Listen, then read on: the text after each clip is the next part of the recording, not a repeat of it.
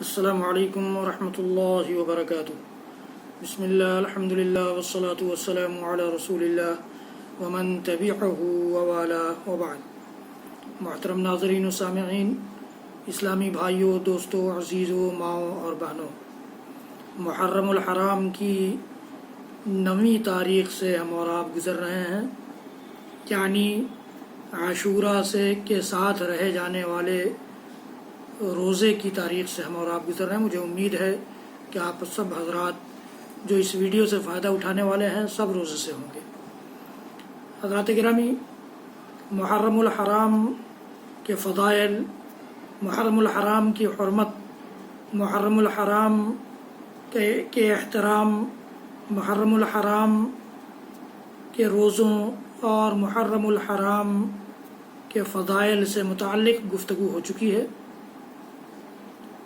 اس سے پہلے کی ویڈیو میں میں نے آپ کو یہ بھی بتایا ہے کہ محرم الحرام کے یہ سارے فضائل، یہ محارم، یہ احترام و آداب حضرت حسین رضی اللہ تعالیٰ عنہ کی شہادت کی وجہ سے نہیں ہے، بلکہ یہ پہلے سے ہے، اور جاہلیت کے دور سے ہی اس مہینے کی حرمت اور اس کے تقدس کا خیال رکھا جاتا تھا، اہتمام کیا جاتا تھا۔ اور پھر آپ کو میں نے بتایا کہ حضرت حسین رضی اللہ تعالیٰ عنہ کی شہادت کا کیا پس منظر تھا۔ آج کی گفتگو میں میں آپ کو یہ بتانا چاہتا ہوں کہ حضرت حسین رضی اللہ تعالیٰ عنہ کی شہادت کو تقریباً 1380 سال گزر گئے، اس کے باوجود آج مسلمانوں کا ایک طبقہ حضرت حسین رضی اللہ تعالیٰ عنہ کی شہادت کے نام پر تعزیہ داری، غم، نوحہ خوانی اور طرح طرح کے رسوم و رواج، بدعات و خرافات میں مبتلا ہے۔ کہیں آگ پر ماتم کرتے ہوئے چلا جاتا ہے، کہیں سینہ پیٹا جاتا ہے، کہیں کپڑے پھاڑے جاتے ہیں،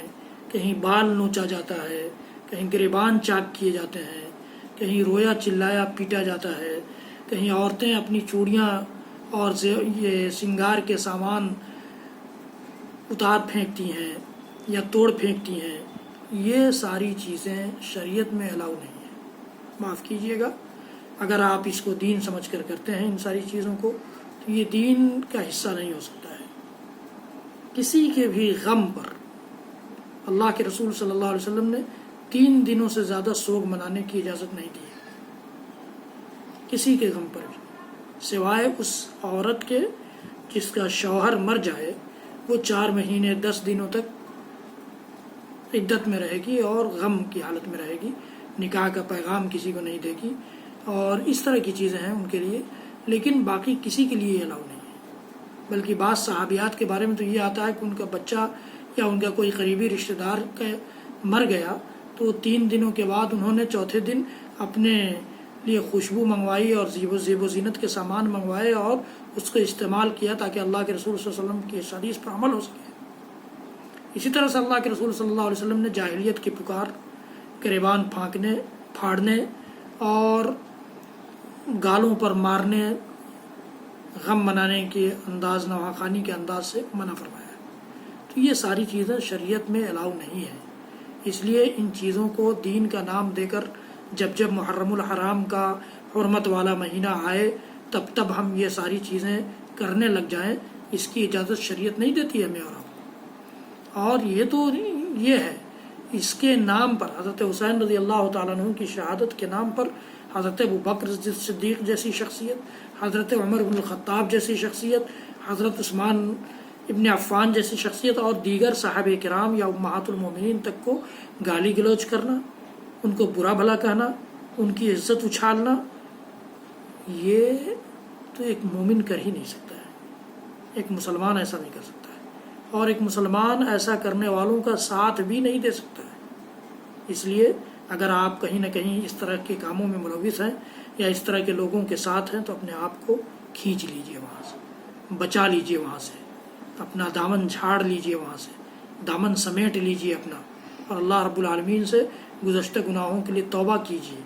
اور آئندہ نہ کرنے کا عزم کیجیے۔ یہ ساری چیزیں ہمیں قیامت کے دن پھنس جانے کا سبب بن سکتی ہیں. قیامت کے دن اللہ رب العالمین کے مواخذہ اور پکڑ کا سبب بن سکتی ہیں. حضرات صحابہ کرام رضی اللہ تعالیٰ عنہم کی قربانیاں، جن کو اللہ نے قرآن میں یہ سرٹیفکیٹ دے دیا کہ اللہ ان سے راضی ہو گیا، وہ اللہ سے راضی ہو گئے، ان پر کیچڑ اچھالنا، ان پر انگلی اٹھانا، ان کی اجتہادی غلطیوں کو اسٹیج کا زینت اور چرب زبانی کا استعمال کرتے ہوئے اس کو لوگوں کے درمیان عام کرنا، اس کی اجازت نہیں ہے.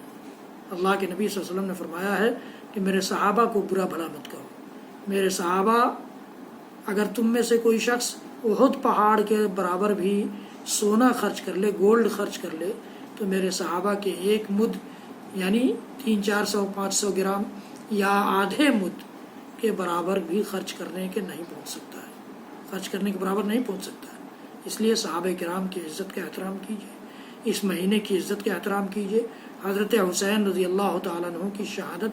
کیسے پیش آئی، ان کی سیرت پڑھیے، ان کی زندگی پڑھیے، تاریخ اسلام سے واقفیت حاصل کیجیے کہ کس طرح سے لوگوں نے ان کو دھوکہ دے کر بلایا اور پھر انہی لوگوں نے مجبور کیا لڑائی پر اور انہی لوگوں نے قتل کیا، اور پھر آج وہی لوگ غم مناتے ہیں ان کے نام پر، ان کی شہادت کے نام پر. یہ اسلام کو داغدار کرنے، اسلام کو گدلا کر دینے کے مترادف ہے. یاد رکھیے گا. اللہ رب العالمین ہم سب کو اس قسم کے خرافات سے، بدعات سے، رسوم و رواج سے، اور یہ ساری چیزیں جو میں نے بتائی ہیں، ان سے بڑے بڑے ائمہ کرام کے علاوہ بر صغیر میں احمد رضا خان نے بھی، اشرف علی تھانوی نے بھی، یعنی بغیر کسی مسلک و مذہب کے اختلاف کے سارے علماء نے منع کیا ہے ان خرافات سے. حضرت حسین رضی اللہ تعالیٰ عنہ کی قبر کے مشابہ قبر بنا کر اس کی پوجا پاٹ کرنا، تعزیہ داری، تعزیہ لے کر نکلنا، علم لے کر نکلنا، جھنڈا لے کر نکلنا، یہ ساری چیزیں آج کے پس منظر میں نہیں کر رہا ہوں جبکہ حکومت نے پابندی لگا دی ہے تو ہم نہیں نکل رہے ہیں. نہیں، جب کبھی بھی آزادی ہو تو بھی نہیں نکلنا چاہیے، اس طرح کے کام نہیں کرنے چاہیے. یہ اللہ رب العالمین نے اس شریعت کا حصہ اس کو نہیں بنایا ہے. ہم گناہ گار ہو جائیں گے، اللہ رب العالمین کے ہاں ہماری پکڑ ہو جائے گی. اللہ رب العالمین ہم سب کو کہنے سننے سے زیادہ عمل کی توفیق دے، اور ہمیں توفیق دے کہ صرف اللہ کے لیے، صرف رسول اکرم صلی اللہ علیہ وسلم کے حکم پر عمل کرنے کے لیے، صرف اپنی سفید اور صاف ستھری شریعت، روشن شریعت کے احکام کو اپنی زندگی میں نافذ کرنے کے لیے ان ساری چیزوں سے رک جائیں، ان ساری چیزوں سے پرہیز کرنے والے بن جائیں. ان ساری چیزوں کو اپنی زندگی میں اگر ہے تو ان کو نکال پھینکنے اور ان سب سے اپنے دامن کو سمیٹ لینے والوں میں سے بن جائیں. حضرات کرام، میری اس ویڈیو کو زیادہ سے زیادہ لوگوں تک شیئر کیجیے اور میرے چینل کو سبسکرائب کیجیے، بیل آئیکن ضرور دبائیے، لائک بھی کیجیے. میرے اور ویڈیوز دیکھنے کے لیے یوٹیوب پر جائیے اور شاہد اقبال سنابلی ٹائپ کیجیے اور سارے ویڈیوز دیکھیے، دینی معلومات حاصل کیجیے. اللہ رب العالمین ہم سب کا حامی و مددگار ہو. وصلی اللہ تعالی علی نبینا محمد وعلی آلہ وصحبہ وسلم. سبحان ربک رب العزۃ عما یصفون وسلام علی المرسلین والحمد للہ رب العالمین. والسلام علیکم ورحمۃ اللہ وبرکاتہ.